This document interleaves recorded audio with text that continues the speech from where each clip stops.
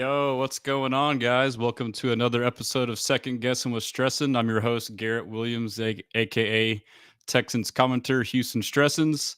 And what a day, man! That boy Nick, he was cooking today. I mean, there was a lot of stuff going on. So, I mean, great for us fans overall. I feel like I like most of the moves. I guess we'll get into the chat here and see where y'all are at, but as usual, or today I don't have a guest. I'll resume that next week. I got a couple things in the works. I might have several shows next week. I mean, as y'all can tell, like the way I do all this stuff, it's unstructured. I'm sorry for those of you who are structured and like, certain things in order. I'm trying to do it, but I'm getting there. But yeah, first off, I'll just start, doing Q&A. Shout out on IG. We got some people tuned in. IDK, I can't read the whole name, but he says, "What's good? What's up, brother?" And then we got Solo 21 says, "Chef Nick, facts. That boy's cooking."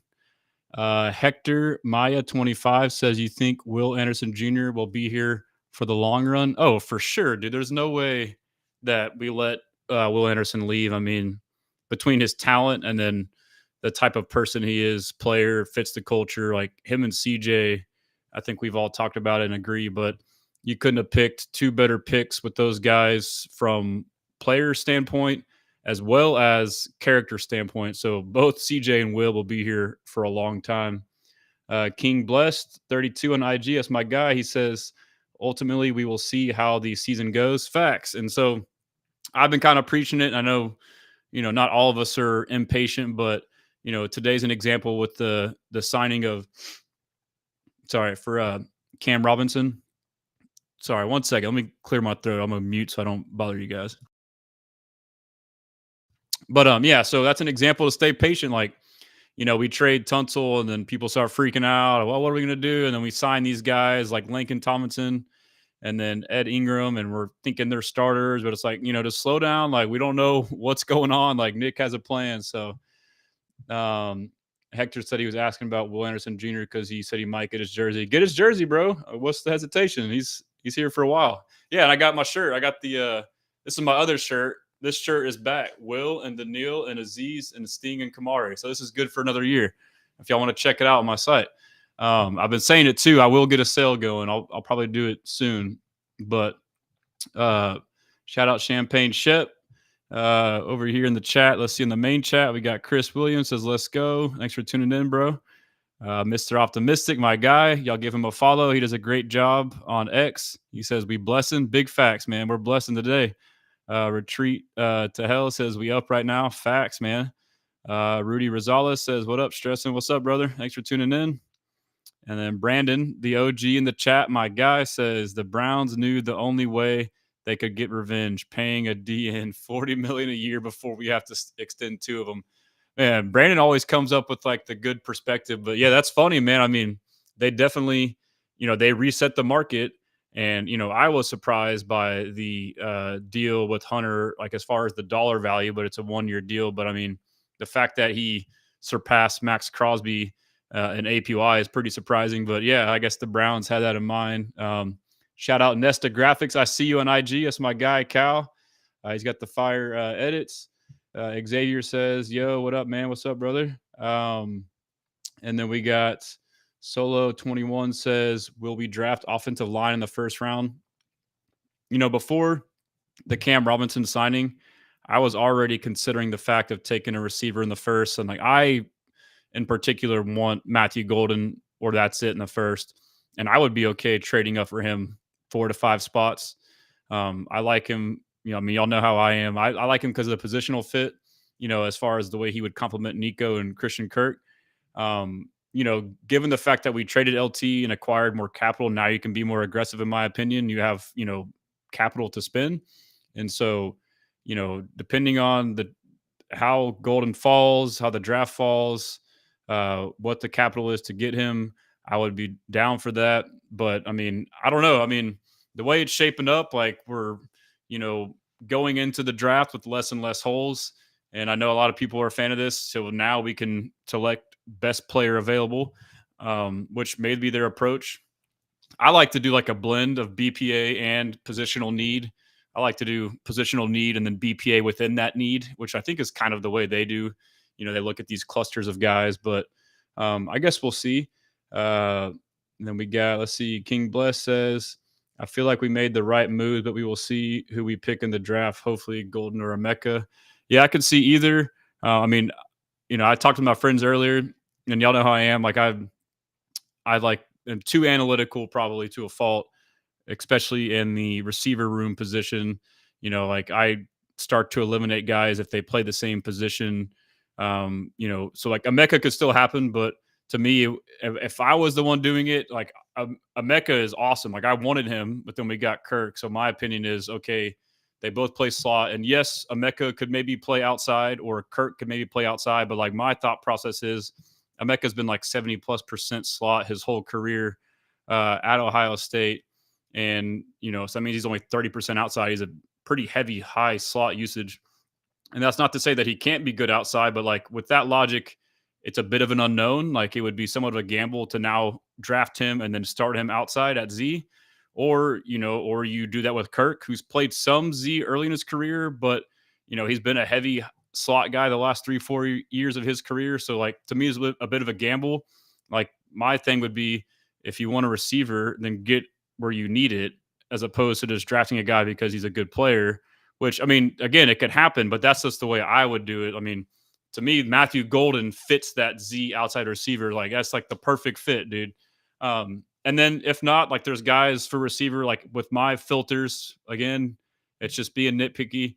And, that's not to say that you can't make things work with multiple types of the same type of receivers, but ideally, especially when you're starting from scratch, like I think that most OCs, if they have the chance to kind of build things out and they can be picky, I think they want the different types of skill sets, the X field stretcher, the Z who's, somewhat of a field stretcher, intermediate and short, like kind of a mix between the X and the slot, which is the underneath middle of the field guy. I think you kind of want to cover all the different parts of the field. So, so I would, I think Matthew Golden's a perfect fit.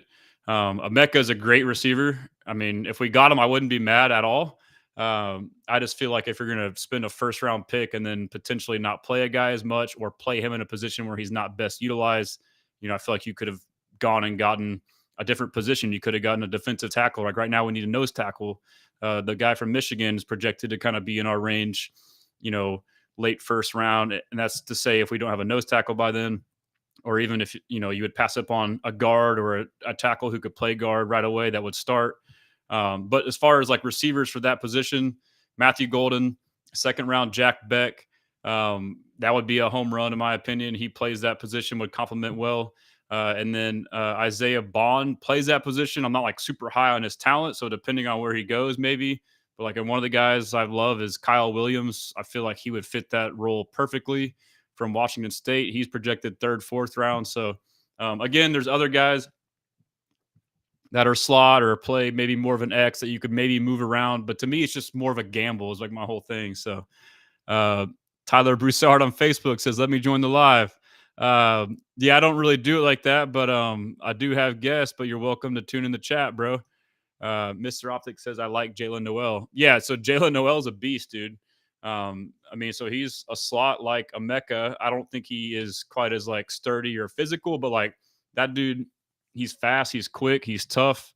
Yeah, both those Iowa State receivers are nice for sure. And then S. Diaz says Golden played 4 seasons and never had 1,000-yard season. Golden scares me. Golden had the same stats his last year that A.D. Mitchell and Xavier Worthy had. And like we're harping about 1,000-yard season. I think he was like 900 something. That's like one overthrown ball by like, why are we fixated on 1,000-yard mark? I mean, I don't think that's I think that's nitpicky. And then the other years he didn't get 1,000 yards. He was in the same receiving room as A.D. Mitchell, or actually Golden was at U of H before that too. So I mean, I don't nitpick on that. I mean, the talent's there, the route running's there, the ability is there. I mean, I get it, but like I'm not worried about that.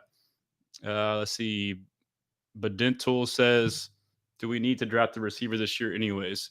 I think we do. I think we need that outside receiver. Like the way I see the room now is Nico outside X, Kirk slot, or Nico outside X, Hutchinson behind him as the backup. And the slot right now, as the roster is, you got Christian Kirk, and then you got John Mechie behind him, and or Braxton Berrios. So I mean, like that's already crowded, and you typically only keep 6 receivers on the 53-man roster, so that would be 2, 2, and 2 at the 3 separate positions. So something might happen there between Mechie or Berrios, or maybe they keep Berrios as a 7th guy / kick returner. But then on the outside, Tank is out; he's hurt. So now you have Justin Watson who will play that role. And I feel like getting now a rookie to kind of blend with him would be great. And that would be your 6, 7 receivers. So I do think we need to get another receiver. And then Christopher Fred says Golden would be legit here. A hometown kid and wants to play for Houston. That's every bit of motivation for him to ball out playing for his hometown team. Yeah, I mean, that's just icing on the cake. And yeah, I guess y'all see him too. Like he's always liking the Texan stuff and commenting on stuff. So I need to find the clips and start my agenda or campaign to push for him. But he's been on several podcasts talking about it. So that would be sweet. Senior TZ says U of H quarterbacks suck. Yeah, we can look it up here in a second. We can pull up Matthew Golden stuff and go into it. But let's see. Tyler Broussard says, let's talk about Titus Howard, man. Super happy they moved him to LT1.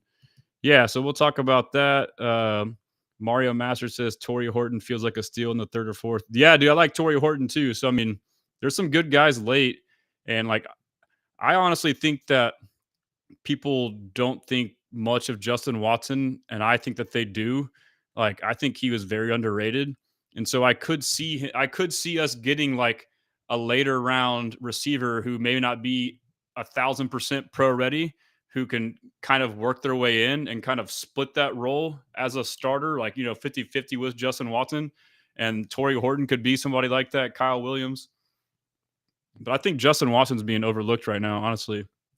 But I'll just go to my timeline and kind of go back through the day and just cover the news since I'm just go with the flow. I'm not like a planned out show guy. I don't know if y'all like the way I do this or not, or if I should be planned, but that's kind of the way my chaotic brain works at the moment. So Brandon says, plus telling the Jags we drafted a wide receiver with the faster 40 than BTJ is always nice. Facts. And then I know most Texans fans are always talking about this. Everybody wants speed. Boom, speed right there. Matthew Golden. So, while Spartacus says, what are the chances the receiver meetings are a ruse to ward off teams trading in front of the Texans for a lineman? I don't know about that. I want to say Texans thoughts or Jordan Pun on Twitter posted something earlier this offseason about all the meetings last year, and basically all the guys we met with, none of them got drafted by us. And I'm not sure how it went the year prior, but it is a good reminder that, maybe that could be the case, that we're sending out smoke signals, or it's probably just random. And I don't know if it's the same year to year. So I don't, we all got excited. I got excited. And I don't know how much that actually means if they meet with somebody or not, honestly. And I don't know if it's a ruse. I mean, it could be. I mean, you never know with Casario. Mr. Optimistic says, you think Watson wide receiver 4? I think he's depending on if I don't see us signing another veteran free agent receiver. I could be wrong. I don't think we'll sign Diggs because of the position and because of the money. I think he goes to New England, which I said earlier on, New England, Dallas, and he had a meeting with New England today. He would literally play the same role in New England as he did in Houston, go to a young team with a young quarterback, young receivers. You come in there, show them how to work, all the stuff that we got, all the veteran leadership, work ethic, all that stuff. And, be a security blanket for a young quarterback. It's very similar to what he did for us. So, yeah, I would say that, I don't know that we, I don't think we sign another veteran receiver. I think we draft one. And depending on if it's Matthew Golden the first, then Watson, yes, is the wide receiver 4 behind him. But if it's, another guy in the 2nd, 3rd, 4th round, then I think he's like wide receiver 3.5. I think he kind of shares that role. And that's just my opinion now, currently, with just having seen how he's played in the past, his career. And, obviously we'll have to monitor, OTAs and camp and all that stuff. So over on IG, let me make sure I didn't miss any over here. Christopher Fred says, I don't think Golden falls to pick 25. We'd have to trade up possibly to get him. Yeah, I mean, I don't know. I mean, I already loved him before the combine, and I don't know, I know he's kind of being mocked higher, but I think he didn't surprise in the combine. Like, I feel like everyone knew he was that athlete. If anything, he underperformed. He was talking about breaking the record and stuff. So um, you never know, but like, yeah. So like as I said, like I would be down to trade up to get him. Like if he falls to like 20, and like I said, we have extra capital now too. It just depends on where he's at. But we're in a position where we don't have to go crazy. Baden Tool says thoughts on getting Scattaboo. Man, I love Cam Scattaboo. So I played football at a couple places, and one of them was Incarnate Word at FCS school in San Antonio, and I've been involved with the program since.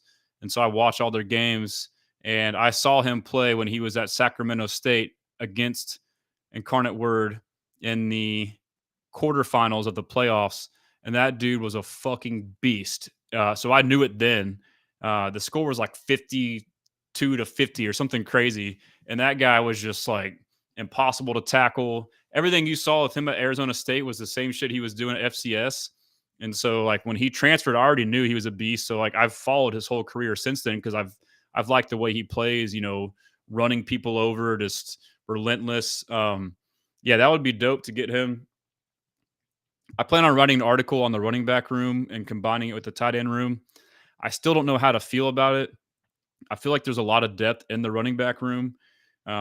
Typically, I think it's 5 running backs you would keep on the 53 man. Like I know it's early, we're at the 90 or however many man it is now, but you don't want to go and draft people that high and not have them on your roster. But right now, it's Joe Mixon, Damian Pierce, British Brooks is still on the roster.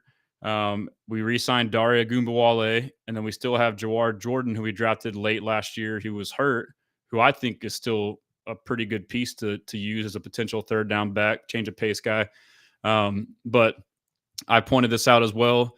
Nick Caley with the Rams, the past couple years, they've shown that they are not afraid to, have a bell cow running back and give them 30 plus carries a game, like with Kyron Williams. And so Joe Mixon's more than capable of doing that. So now if he gets more of a workload and stops coming off the field for third down, you need less. You don't really need to invest more in the third, fourth string running back.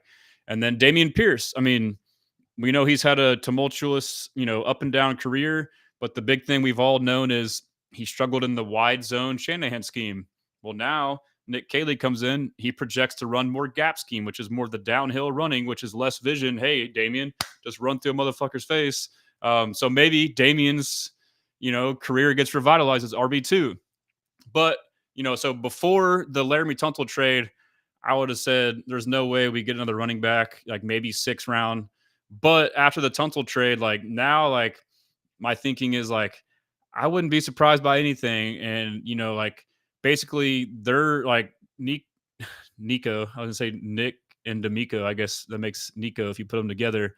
Nick and D'Amico have kind of shown like they're like going rogue, dude. Like they want to win a championship so bad. Like they don't give like all the stuff like we've thought about, like loyalty and caring for guys. Like they've shown with their actions they don't care. So with that thought process, like Damian Pierce, like I just said, like how valuable he could be or whatever, like they could trade him. They could, if they find a running back that they like Scattaboo, they could draft him and maybe use him as an H-back, fullback behind Mixon until he's the eventual running back or whatever. But like they can make a move like that and then offload somebody. So I still, like, that's kind of where I'm at with that.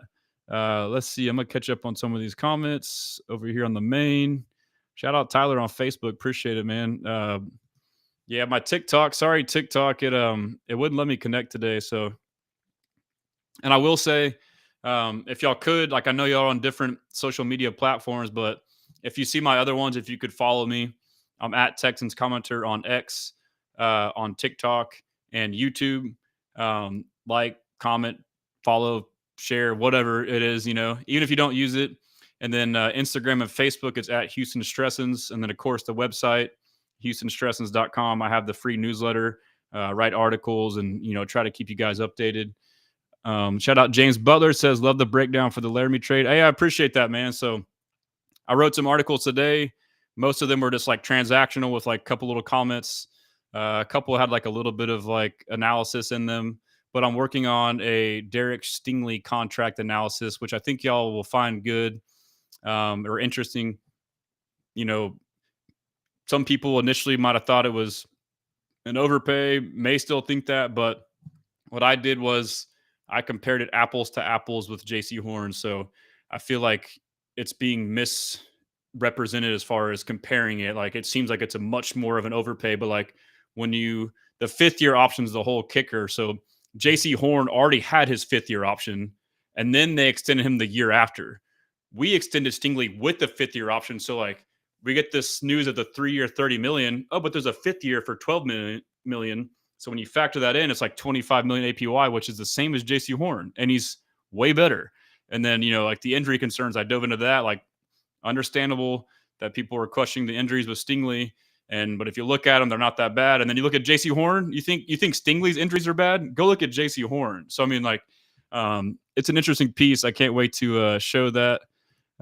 Joseph Rivera says, I love Jack Beck as a receiver, early 3rd round pick out of TCU. Yep, that's what I said, man. I'm seeing him in the 2nd, but 3rd would be a steal. He's a guy who started slot early, 50%, but he's been playing outside and thriving there. He could really play that Puka Nacua role. He's a bigger physical receiver. Tyler Broussard says Diggs was a bust. I don't think he was a bust. I mean, he just got hurt, dude. He was solid for us. And he says, I agree. We need to draft some new talent, even on the O-line side. Yep. Mario Master Bond was the one talking about the record. I don't think Golden did. I thought they both talked about it. I thought they both chirped about their 40 times. I may be wrong. Tyler Broussard said that would be amazing if we got him. And then Joseph Rivera says RB is deep in this draft. I think they're talking about Cam Scottaboo. Scott Davis, shout out Scott. I like how it really opens up the drafts for us to go BPA. Yeah, so like I guess this is like as a good team what you want. Like as a good team, you want less holes to fill in free agency, in which we didn't have a lot. And then the ones you do, you fill them. And then come to draft, you want to have not that many. I guess it's, twofold. Like you can now be, picky. You can wait. You can get more value. You're not, aggressive and having to reach for certain positions. But also you're not signaling to other teams what you're going to do as well. So there's an advantage there. Whereas, if some team has a glaring need, like, okay, well, they're going to fucking pick this guy or that guy. So yeah, it's a good thing. Joseph Rivera says so many talented RBs in this draft. Facts. So, I mean, like there's guys you can get like in the 5th or 6th round. We can go through the list, but I mean, they're all solid. Tyler says should not have let go of Cam Akers. Yeah, that was tough, man. It haunts me a lot. Mr. Optimistic, bring me a Mario Hampton. That's one. I'm blanking on the names, but the guy at I believe it's Syracuse. Black Lion, the perfect draft is 25. Golden, then Henderson or Judkins in round 2, then Tate Ratledge in the 3rd. I mean, shit, that'd be dope. Yeah, Golden at 25 is solid. Tate Ratledge, right guard, in the 3rd, solid. Henderson or Judkins, both of them are solid. So I'll just ask you though, like in that scenario, what would you do in the running back room? Would you just cut like a British Brooks or Jawar Jordan come August, or would you trade like a Damian Pierce in that instance? I'm not saying I'm against it. I'm just asking like, what the corresponding move would be. But I mean, that would be loading up on offense for sure. Brandon says, and shout out Black Lion. That's my guy, man. Brandon says, we let Cam Akers go for a pick. Cam Akers has been free agent again. Not sure if he's currently signed. Yeah, I mean, that was, I miss him because I see the runs, but I mean, overall, it's still good. Joseph Rivera, I love DJ Giddens and Devin Neal at RB prospects in this draft. Yep. I mean, there's so many of them. So let me see if I missed any. Christopher Fred on IG. Pierce has been putting in a work this offseason too. He's going to have a breakout year. Baden Tool says, just not sure if Mixon goes down any of our depth chart can fill in well enough. Yes, that's a fair and valid concern. That's a good point. Senior TZ Steve Smith suggested Beck will be moved to tight end. That's crazy.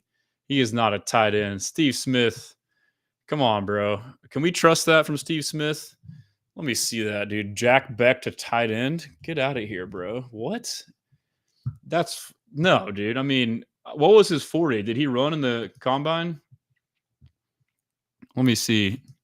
That's wild, Steve Smith. Let's see. It's more wild than the IUD comment. I mean, he's explosive, 34.5-inch vertical, 10-foot, 5-inch broad jump. He's quick. 4.2 shuttle. That's pretty good. 6.84 3-cone drill. That's pretty good. Didn't run the 40. But you cut on the tape. I mean, he's 6'1", 214. Move him to tight end. Steve Smith is smoking crack, dude. Hell no. He's a solid receiver. But yeah, so let's see. Read some more comments on IG. Damn it, Montez says, is Pierce and Mechie more of a trade pieces or depth chart? I think it just depends. Both of them could be traded, for value. Mechie, and for value because they can get a pick. People can get them on their rookie contracts. And then also the other part of it is that let me see. I'm trying to get my face back on here. There we go. You can't see it. Yeah, so they're both, trade pieces, and we can go back through the cap here in a minute to kind of show the different options left. I know we've covered that a lot on here, and I've covered it on my timeline, of like options that we've have had. I'm talking way too fast today. The options that we have had in order to free up cap space for this year, we've gone through those, and Nick has tapped out almost all of them. So he is all the way in, dude. He's being aggressive as hell. But yeah, we can get to that.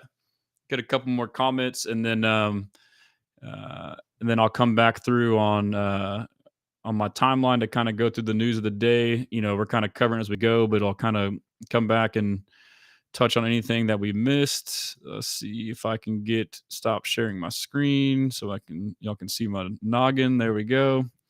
And I played golf Saturday in Dallas, and it was 30-mile-per-hour winds. My lips are fucked. I mean, they've been chapped as hell all week, dude. Yeah, I don't know if you can tell, but yeah, it sucks. Let's see. Brandon says, yeah, we talked about that. And then Forever Royal, shout out Forever Royal for tuning in. Appreciate you always tuning in. Says we can all agree Nick been in the kitchen with some strange recipes that just so happen to be some damn good combinations. Yeah, I mean, it is probably on I'm probably too much on the optimistic side. I'm the kind of guy that loves every move. And, there's some fans that hate every move. It's, it goes back to the quote, it's never as good as it seems. It's never as bad as it seems. Reality is what lies in between. But it's the same every year. First, second day of free agency, it's the sky's falling. Oh, they signed this guy, they signed that guy, they signed this guy, and we got this guy. And it's what are we doing? And we trade Tunsil. Oh, what are we doing? It'll all be good, So I agree. Black Lion says, no, I'm keeping all the RBs until 53 cuts. I would make them all fight for the RB2 spot. Well, so who would win in your mind in that scenario, and then who would you cut? Just who would you project to, is what I'm saying. I'm not arguing against it. I'm just curious as to who wouldn't make the cut. Mario says, I think Jaden Blue from Texas was the other guy talking about. Was it Jaden Blue? Okay, he would be a nice RB running back day 3. Graduated from the same high school as Golden, I think. Yeah, I mean he would be a great third down back, at least temporarily, if not a better role than that. Joseph Rivera says Steve Smith was probably drunk saying that. Facts. That's crazy. Brandon says Beck is a lot like Puka / Cup. No reason to move him to tight end. Facts. And then Joseph says Beck is just not a flashy wide receiver, but route running, and he has hands for sure. Yeah, so normally I wouldn't want that type of receiver. That's more of a slower possession receiver. But given this offense and watching guys like Puka Nacua, motion into the box and go up through the C gap and block a guy and make tough physical contested catches, Jack Beck could fit that role. So it's all scheme dependent. So Shout out Product of the H on IG for tuning in, man. Appreciate you and all the content that you do. Bray Rob 26 will Golden fall in draft. I don't know. I mean, he was slated to be 25 through 28. Now he's like 20, but I mean, who knows? Christopher says, speaking of UT, I am biased, but I hope we can draft Quinn Ewers in the late rounds to eventually back up Stroud. Yeah, it's interesting. I mean, I haven't thought about that, like a late round flyer on a QB. Maybe that allows you to move on from Mills down the road. But I still think Mills is one of the better backup QBs. But I guess in that situation, it would be if you find like a sufficient enough replacement for him, you can get value out of Mills. But I haven't really thought about drafting a quarterback. But hey, that could work. But Black Lion says Smith was saying move him to tight end because he is bigger mismatch against LBs than he would be against NFL DBs. I don't know if that makes sense, though. Rivera says this draft is going to be exciting because we all know Nick loves to trade on draft day. Yeah, so I mean, I don't like if I had to bet like before, the offseason, all these moves, like I was like, oh, we're going to trade back for sure. But now that we traded Tunsil and we have more capital, it's like we could trade up or we could trade back again. Like, I don't know what he's going to do. And we've seen the draft where they traded up to get Will Anderson Jr. at 3. And we've seen the draft last year where we traded out of the first round. So, I mean, he's shown the ability to do anything. I guess like we're all as fans like try and find predictability and patterns to try and guess what's going to happen.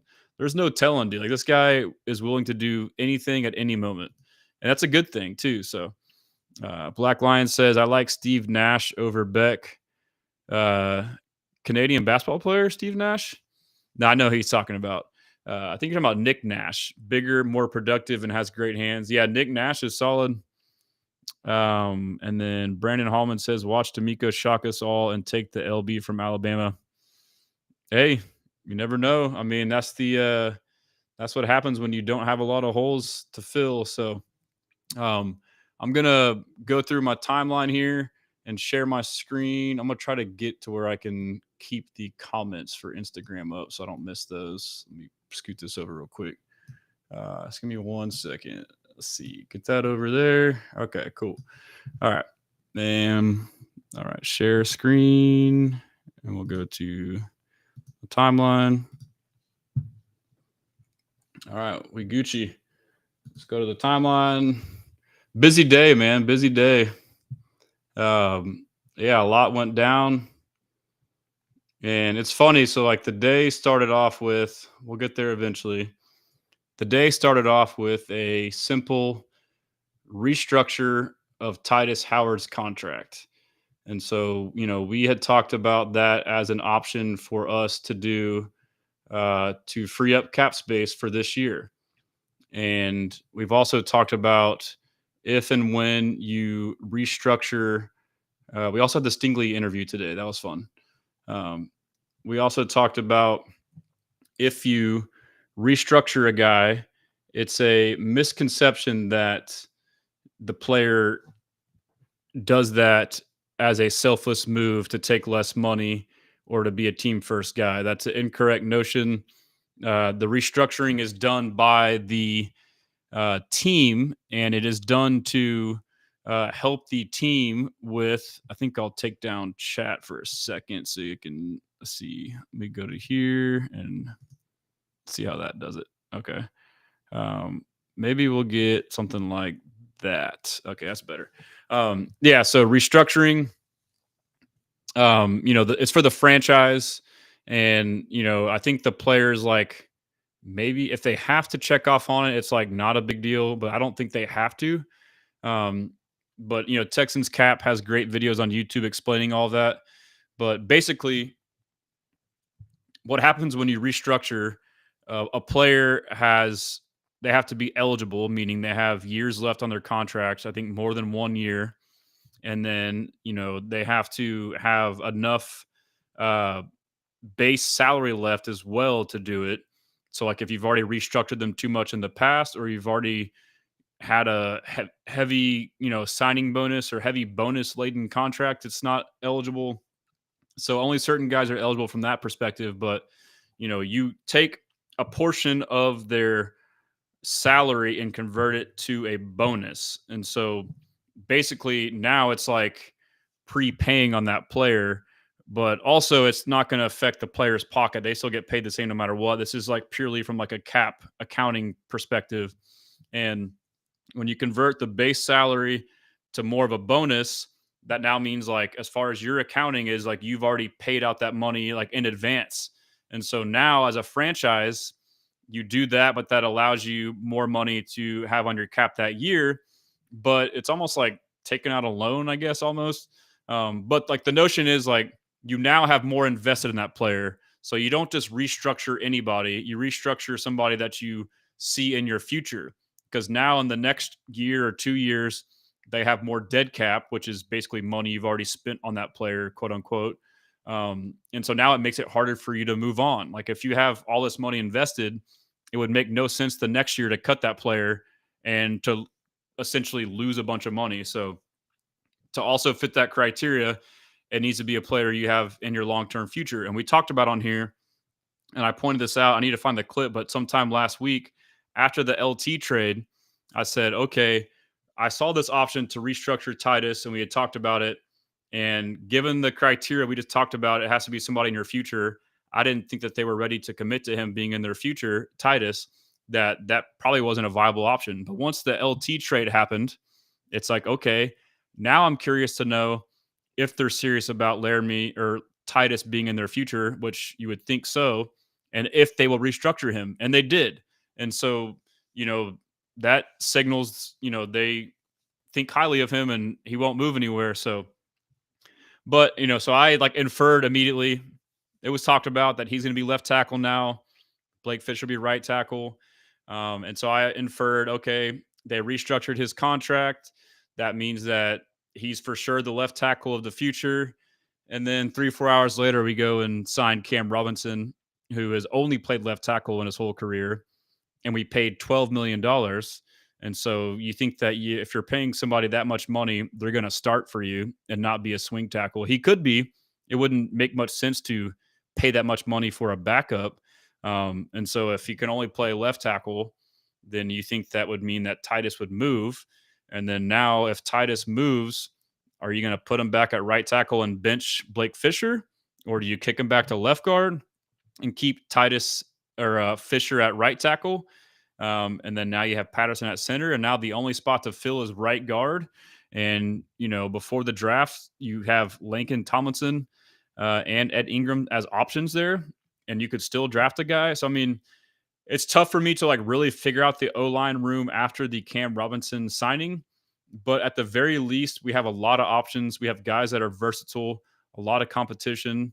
I don't think we're done yet in terms of drafting guys. I think we at least draft one or two. But to me, it's a good thing, the signing. Cam Robinson, I guess I'll just get into that real quick, my thoughts, and we'll, go over any clips as well. But, I know he didn't play great with Minnesota last year, but, I guess, in his favor, I'll say that he was traded midseason, went to a different scheme. I haven't dove that much into it, but, I don't know the difference between the scheme he was in with Peterson as opposed to Kevin O'Connell. But, there is that part of it. Yeah. And so, like, and guys have bad moments, but like the body of work before that was pretty solid. He wasn't all pro, but he wasn't terrible. And so I like it, according like with the value. I think it's a good move. Like, again, flexibility, we got options. But yeah, so it'll be interesting to figure out what we got going. Let me just kind of continue on real quick. But yeah, so I kind of tweeted out earlier, we still need a nose tackle. Was kind of going through, recapping the names we have out there. I kind of have this spreadsheet I made that's in my article on my site, when I went into the D-line room. But, so I think we have plenty of 3-tech defensive tackles, but we don't have that big run-stopping nose tackle, which for us last year was Foley Fatukasi. So I think we still need one of those. And I have like a sheet breaking down, what players are available in free agency and the draft, and their positions. And I based the 3-tech, 1-tech off of their alignments. A gap being, if you have enough A gap, then you're considered a one tech. And if you're more in the B or C gap, mostly B gap, you're more of a three tech. And so there's not, I mentioned names that are out there in free agency: Linval Joseph, Foley Fadakasi, John Jenkins, and Lakai Fotu, I believe is how you pronounce it. Let me just check on a couple comments real quick. Let's see. Will Holloran says, "Hey, Cam Robinson left rack or right tackle?" I think he's going to be left tackle, man. I think, like, if I had to say right now, I would say Cam Robinson left tackle, Titus left guard, Patterson center, right guard. We got, center. I say Patterson. Like, I'm going to write an article too and dive into that. Like, maybe it could be Scruggs. Off the top of my head, I say Patterson, just because he was the guy most of the year last year that did better, and he was, a good part of the year before when we did good. But yeah, center could be Patterson / Scruggs, and then right guard could be Patterson, Scruggs, in there with Lakin and Ed. I mean, there's plenty of options, and the options are better than what they were last year, at least as it seems now. And that's not to mention the new OC, the new scheme, the new align coach, running gap scheme. CJ has control of pass protections. It's looking up, is basically what I'm saying. And over on IG, Christopher says, "I'd be mad if Dallas gets Golden. I've seen a handful of mock drafts having the Cowboys taking Golden. Damn, at their pick early in the draft, or they trade back. I think they need to get Tet McMillan if they can get him. Damn it, Montez says, if Texans draft Banks Jr., would Robinson stay at left tackle and Howard back at right tackle? And so that's the thing, is like, I still like all these offensive linemen in the first 3 rounds that are tackles, that are guard flexible, like they can play guard, Banks being one. But now, like, if you get somebody like Banks, like, you take the pressure off of them to, like, it's very similar. This was like my initial thought process going into the offseason, was sign veteran. It didn't happen the way I thought it would, but sign veteran guys to fill the holes that you could be okay starting, and then draft O-linemen, taking the pressure off of them in rounds 2, 3, 4. This is what I thought before the season offseason began. And, basically it'd be like last year with Blake Fisher. You draft him in the second round. He's depth. He's a swing tackle. No pressure on him to play right away. And then if he gets thrust in the lineup, fine. So that would be the same thing here. You have all these tackles that are, can play guard, so you get flexibility. But now if you get some oh shit moments where certain guys suck or injuries happen and you need him to play tackle or you need him to play guard or whatever. So Kelvin Banks is one. Basically all the guys, we can go through the list. I mean, Mimbo, I had high on my list, but he's probably not going to be there. Simmons from Ohio State, or I'm not sure if it's pronounced John Simmons or John Simon. But the tackle from Ohio State can play tackle and guard. Donovan Jackson, he's the other one. He's great. He's like a 3rd round grade. He's a guard. But you got Ozzy, I don't know how to say his last name, from Boston College, can play tackle and guard. And there's all those guys in that range could be the guy from Purdue could be a tackle or a guard. I mean, all these guys are studs that could be tackle or guard. So we got a lot of options. I'm excited about it. But yeah, Cowboys at 12 picking Golden would be crazy. And Abdullah says Golden would be the dream, bro. I agree, man. That's, it's been my dream. Still is my dream. Let's see. Brandon says, and then Caserio uses the Cam Robinson deal to trick everyone and trades up for Armand Mimbo. That would be crazy, dude. And then just flip them. That would be funny. Forever Royal says, I think fans forgot about British Brooks coming back from injury as well. Yeah, I think they did, man. I mean, but he was, an undrafted free agent or he's undrafted free agent. So it is kind of house money, and he is kind of like a fullback / running back. But we also did just sign the guy from the Patriots too, so that's part of it, which he may not make the roster. We don't know. Black Lion says, what do you think about Jared Wilson's center from Georgia? He's my favorite center in the class. To be honest, I haven't really dove into him. I haven't dove into too many centers admittedly, in free agency or drafts. I guess because I haven't I don't think that it's not a need. I mean, we could definitely upgrade. But I trust your opinion, and I'm sure I've seen his name on mock drafts. Yeah, I mean, maybe get a center too that can play guard and could give you some flexibility there as well. So, and the Black Lion said, as far as if we were to draft the running back, he thinks that he said Mixon, Henderson, DP, Jawar, Dare.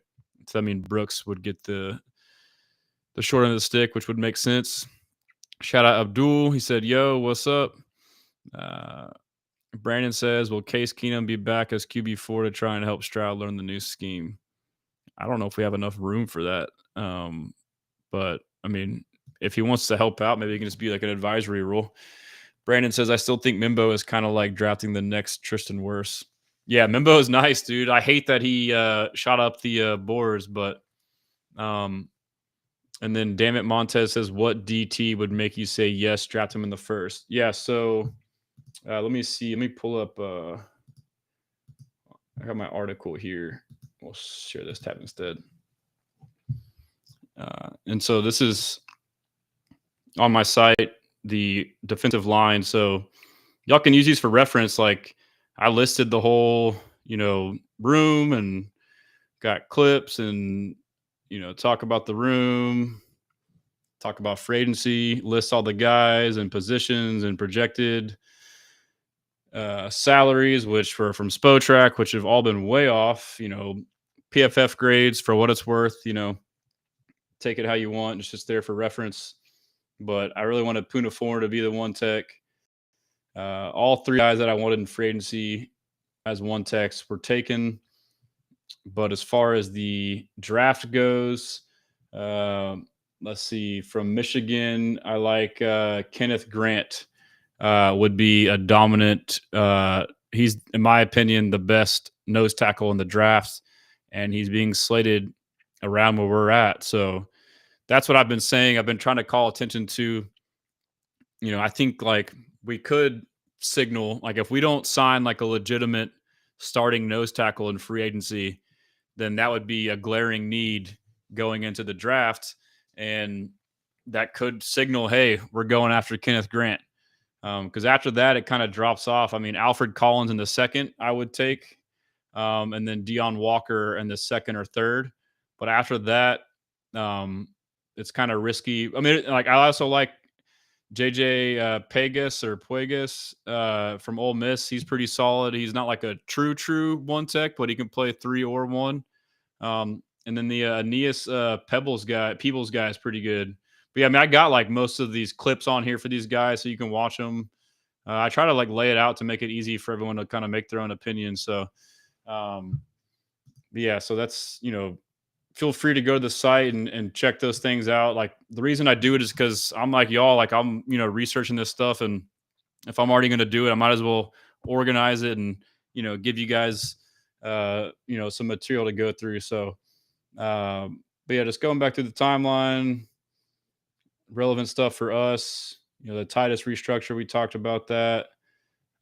Yeah. And so I wrote an article on that. Let's just see if I missed anything on it. And this one was like an analytical piece a little bit if you want to check it out. And we talked about, it's not very long. We talked about how I thought it would be a signal that he'd be left tackle, which maybe he still is. I don't know. But the Cam Robinson news kind of nipped that in the butt. Well, when I found out, I was working out with my pops. And then like halfway through the workout, he was like, "Oh, dude, guess what?" I was like, "What?" And then he was like, "Deal's done." And I was like, "What? That's crazy." So I mean, I was just saying that's crazy. That's about it. Well, he's awesome, dude. I was working out with my pops. That's crazy. That was like on the Pivot podcast. He was talking like, "That's crazy. That's crazy." How can you not love this guy? I mean, him, Nico, who else? Will, Danielle. I guess maybe not Will. I'm thinking of guys that are like super quiet that don't really say much. he reminds like Andre Johnson was like that too. I mean, you get these alpha players that are just chill, non-issues. They're just about their work and Oh that's yeah, I it. mean he gonna bring a whole nother like just. This is Stingley talking about playing with Oh CJ yeah, I Gardner mean Johnson. he gonna bring a whole nother like just like Kamari, like craziness. Like CJ he gonna bring that too, and I think he'll gel well with the rest of us, and we just gonna go out there and have fun. Awesome. It's like he gets to thinking so fast, kind of like me, and he's like, the question was about CJ. He's like, he's gonna be like Kamari. Oh, that's pretty funny. Whole other craziness, and that's true. Like that's kind of my thought process too. Is like, damn, we got CJ. Like he's wild. Like he's gonna bring a whole other element. It's like, oh shit, Kamari's already kind of like that. And then yeah, I mean, he really just all he wants to do is play football. I kind of went into this and went into this situation. It was just basically just thinking like just playing football like that. I wouldn't really focus on like how all of that was gonna get done. But I mean it got done, and I mean it's cool. Like the market is different now, but that doesn't really have anything to do with me really. But I'm just here to play football, so I don't know. I'm just here to play football. Love it, dude.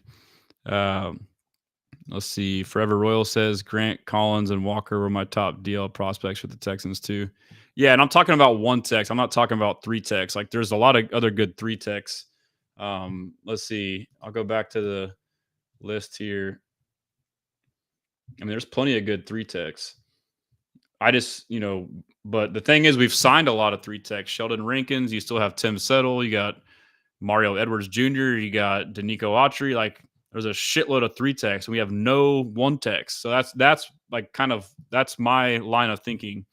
And yes, Walter Nolan is a beast. But like when I looked at like on PFF, I mean, I'll pull it up real quick. And then like this is like receiver too. Like when I'm super analytical, like just because maybe a player played more in this position doesn't mean he couldn't play somewhere else. But like again, like I would counter, like my logic is like maybe that's a little more risky trying to get a player that you don't know how they will be at that position. You're kind of like projecting, whereas you can get someone who played that position, which I mean that's just surface level. Like we don't, if they were to go and get someone and play them somewhere else, they would feel comfortable doing it. But let's go to premium stats under college on PFF, and we're going to look at by player. We're about to look up Walter Nolan, right? By player. I click player. All right. But, A and B gap. So basically over the center or not. Am I spelling Walter right? Where the hell? Let's see. NCAA regular season. Come on now. Let me just go to now it wants to work. That's why. Nolan. That's what it is. But if you go to defense and then you scroll over and you look at right here at the top, is it delayed? Can y'all see this? Oh, I'm showing y'all the wrong tab. Here we go. All right. So I'm on Walter Nolan right here.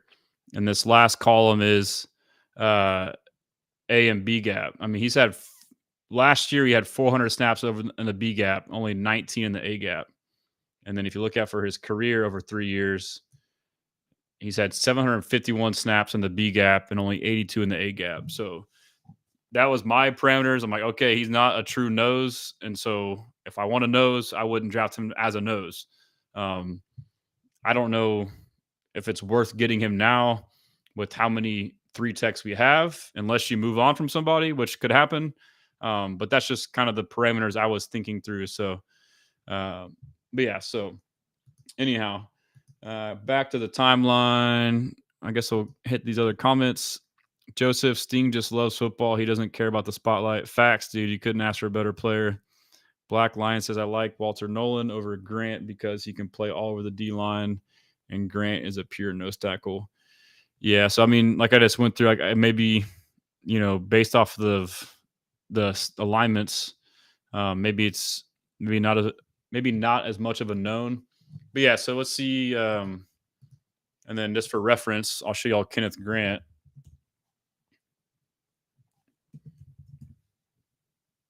He is, like we're saying, the true nose tech, but the true nose tech, the true one tech. So we had 170 snaps in the A gap and 368 in the B gap. So, your true nose tackle is not going to be lined up in the A gap every time, but they'll be there more than these other guys. And so he has 272 for his career in the A gap and 647 for the career in the B gap. So that's kind of what I was looking through when talking about that. But yeah, I mean, doesn't mean things are for sure. But yeah, so the news with Cam Robinson's pretty crazy, up to 14.5 million, so a minimum of 12 million.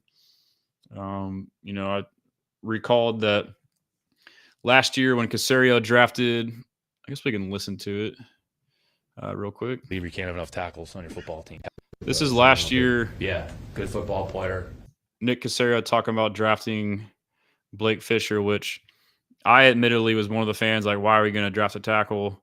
I mean, I pretty quickly pivoted and learned and realized why. But pre-draft, certain guys had us drafting a tackle, and we're like, why would we do that in the first couple of rounds? But you quickly learn from, the logic here, and then during the season, why it's important. But the main thing is he talks about needing 3 to 4 tackles.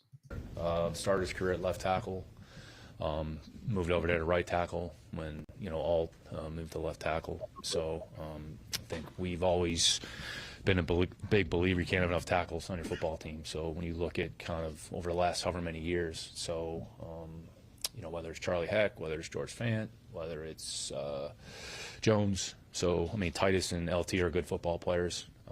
You need 3 or 4 tackles that you feel can go out there and play. I'd say in Blake's case, 6'5", 6'5.5", 315 pounds, long arms, plays strong, plays physical, played against good competition, well coached. I'm the offensive line coach, former offensive line coach at the University of Wisconsin. So played with JP. So I mean, I think our program will benefit him, but you can't have enough tackles in your building. So I mean, right now we have, really 4. Including Charlie and David Sharp, who we signed. Blake is another tackle, but we're going to carry probably 4 tackles. So you're going to need 3, and you all have seen us play. At some point, they're going to have to play. Even going back to 22, we had to play multiple tackles. So, I mean, LT didn't. That's crazy. So, he basically drafted him for depth. He told us exactly how it played out. We're drafting Blake Fisher in the second for depth, and we don't plan to start him, but he's probably going to have to play, and that's what happened. And he did pretty good as a rookie, getting thrust in the lineup. He didn't play, and then we had to move Titus over, and Charlie played. So you're going to need tackles. So can't have enough good ones on your team. And I'd say once we picked Blake, I don't know how many offensive linemen went after that, but it was close to double digits. I don't have the exact count, but it might have been 6 or 8. So I mean, I think Rosengarten went, the kid from BYU went, Goncalves from Pitt went. So, I mean, I'd say those teams have tackles as well. So you need 3 tackles. You probably need 4. You might need more than that. So, I mean, here's another young player with experience. There's a lot of good quality. So he says you need 3 tackles. You might need 4. And so right now we have Cam, Fisher, Titus. And so we could get 1 more. And then he also talked about, hey, we took a guy in the second. I think it was late second. We got Fisher. But basically, we got ahead of that run. And after we did it, there was a run on tackles. So obviously, it sounds like we'll take an O-lineman, no shit, in the first couple rounds. But yeah, so qualities and traits. So, I mean, that was the reason behind the pick. It's I need to go back and watch some of these old clips because, I mean, you can kind of get a lot. But yeah, Joseph says Sting is the Kawhi Leonard of football. Facts, dude. He's awesome, dude. And then Black Lion says Nolan reminds me of Chris Jones. My only issue with him is that he takes plays off, but the way we rotate D-line, we wouldn't have to worry about him being tired. Yeah, good point. Good point. I mean, he's definitely a beast, dude. It would be nice too. Like, I kind of figured like we might splurge this year, and like D'Amico, like last year, didn't get the big fish free agent we wanted at D line, and went with like the value guys and getting more out of them than anybody else. And we thought this year, okay, maybe he'll go make a big splash, but it seems like he's doing the same thing. I mean, it seems like he's doing the same approach on the D line, and it kind of seems like we're doing that approach on the O line right now, honestly. Getting value guys, which it works on defense because of coaching and scheme. And so now we got to hope that on offense that we can elevate guys that we get as value on the O line with coaching and scheme. So, yeah. But let's see. Brandon says always got to build that O line with 7-ish solid starters. Facts. I mean, I think someone posted something. I forget who it was, one of the big accounts, but basically like the percentage of snaps played by the same 5, and it's like basically every team shuffled their O-line all year at some point. Brandon says, I wonder if they would have wanted Patrick Paul before the Dolphins got him. Yeah, that's a good question. Probably so. But yeah. And so Matthew Golden had a visit with the Texans today. Again, we don't know if that means anything one way or another. And then let's see what else we got. I kind of pointed out some thoughts I had from the Cam Robinson signing. One is that in regards to Nick Caserio, he often makes moves that no one expects. Not saying it's good or bad. I think they're mostly good, but he definitely we've talked about it. We sit here and try and dissect stuff and guess what he's going to do, and then he just makes these random trades for guys we've never even considered that were available. So like C.J. Gardner-Johnson, that was never a thought for us. And so it also reminds us that early free agent signings, especially on the O-line, don't lock in as starters. Like Tomlinson and Ingram, as soon as we sign them, everyone's like, oh, we signed this guy to be our starter. He sucks. And it's like, we don't know that. Like, it's, 4 or 5 days into free agency, my guess would be no. Like, I immediately thought that Tomlinson was a replace for Kenyon Green. And then I thought that Ingram was a replacement for Kendrick Green. Like, the moves almost like were simultaneous. Like, this guy's gone, and then we get this guy. I know Kendrick was a free agent, but I guess in terms of like the money we signed them for, I do think that's part of it. But this is a reminder. Cam Robinson, could take one of those guys' spots, or if he goes, obviously he goes to left tackle. Now Titus goes back to left guard, and he takes over the left guard spot that one of these guys we thought was going to start at. So I mean, but then the third point too of the trade is a reminder that Caserio, that there's still plenty of time for moves, the draft included. Several Texans and players across the league could be cut or traded post June 1st to free up cap space. Stay patient. So it's early. We didn't trade for Diggs until early to mid-April last year. The draft can change a lot of things. You saw the guys we drafted last year, how impactful they were on the team year one. Like a Matthew Golden or any of the other receivers, could come in and be badass. I mean, we've seen receivers step in and be badass on teams all the time. O-lineman could come in and be badass as a rookie. Just be patient. And then, yeah, we'll go over the cap stuff here in a minute before we're done, and I'll show the options remaining. But some of our best options remaining to free up cap space are via post June 1st cuts and or trades, which, by the way, we have money coming in from Shaq Mason, which was a post June 1st cut, which you don't get that money until after that date. And so that's a thing to think about too.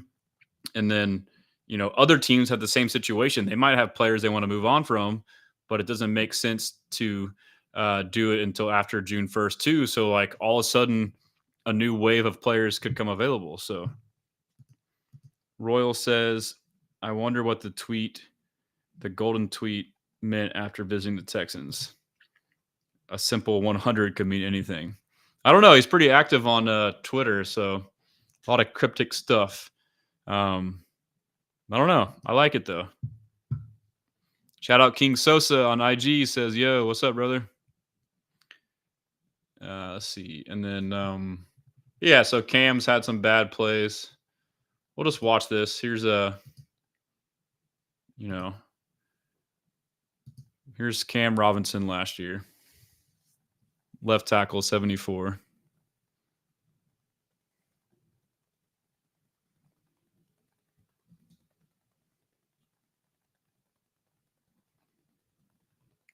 Not great.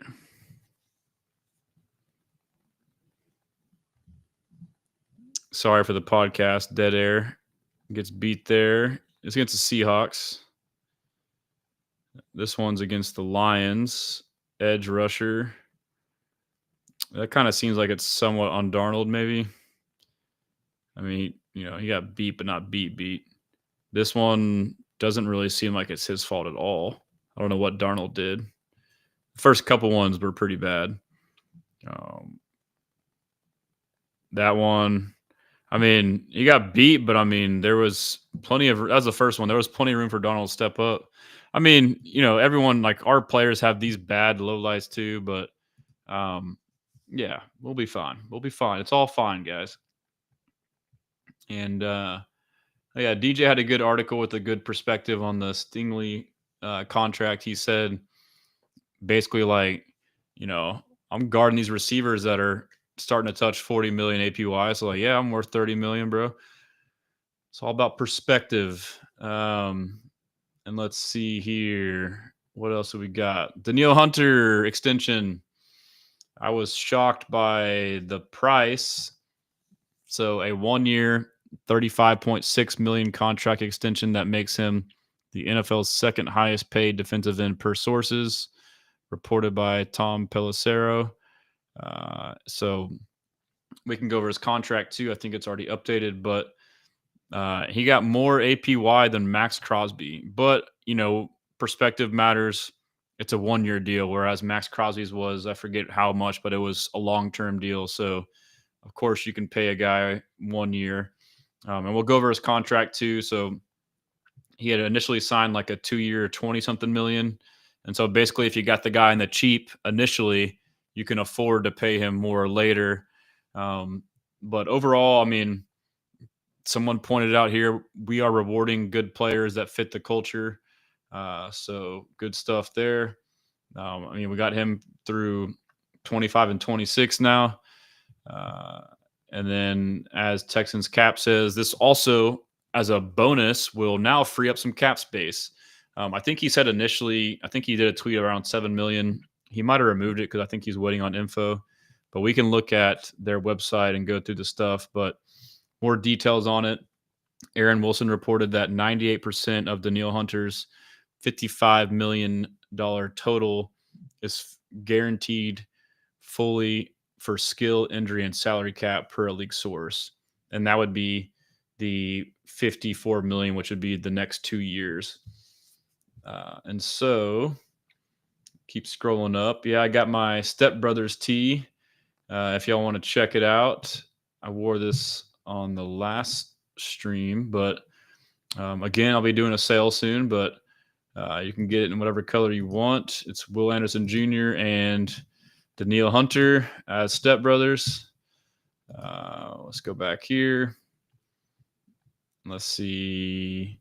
Oh, yeah. So we can start to go through this. So I went through, I redid a tweet that I said where we can do different options to free up cap space. These were all options for this year. We could have restructured Danielle and saved 13 million, but instead we extended him. And it said up to 14 million, depending on the type of extension, I guess. But then Cap said it might have been 7 million. So we'll wait to see on that. But basically, he crossed this option. He had one option between these two, and he checked that off. He did it. He had an option to bring in a Cap this year by extending Titus Howard. He actually restructured him and not extended. So, but the savings was the same. So he checked that off. Christian Kirk, again, it wasn't an extension. It was a restructure. That was an option. He checked that off. Kaimi's an option. Davis Mills is an option. Jalen Petrie is an option. And these are like minimal savings for extensions. that's what that would be. And then Stingley, I'm not sure the savings we got on that, but extending him was an option, and we did. So that's 1, 2, 3, 4 moves he's done. This is all for money to get pre-June 1st. The other options that are viable out there left are cutting or trading Christian Harris. And I'm saying this not as I want to do or don't want to do either any of these moves. I'm just presenting the options that make sense financially. Christian Harris, you could save $3.4 million with only $267,000 dead cap. That's a pretty good ratio, savings to dead cap. John Mechie, $1.8 million savings or $762 dead cap. Doesn't make a whole bunch of sense. And, both those guys you might trade instead and get the savings instead of cut, which that's an option. And then Autry doesn't make sense, in my opinion. 5.79 million savings, but 4.5 dead. But I'll go through here. Let's just do that right now. I'll go through the options for post June 1st. So that's my point of patience. Stuff could still shake post June 1st on our roster, getting guys off, and other teams having players come available. So, but again, if you go to overthecap.com, click on teams, Texans, click out of the ad, and there we go. I don't know if I don't really pay attention to the cap stuff because I know it's like a fluid situation. I just rely on Texans cap for that.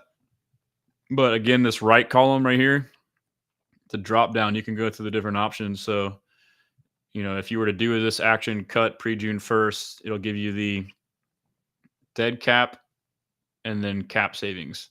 So dead cap would be money you've already invested that you wouldn't get back. And then savings obviously is savings. So let's go to restructure.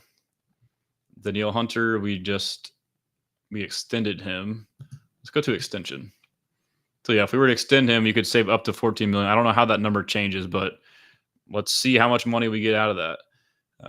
And then again, if you extend a guy or restructure, obviously they're in your long-term future.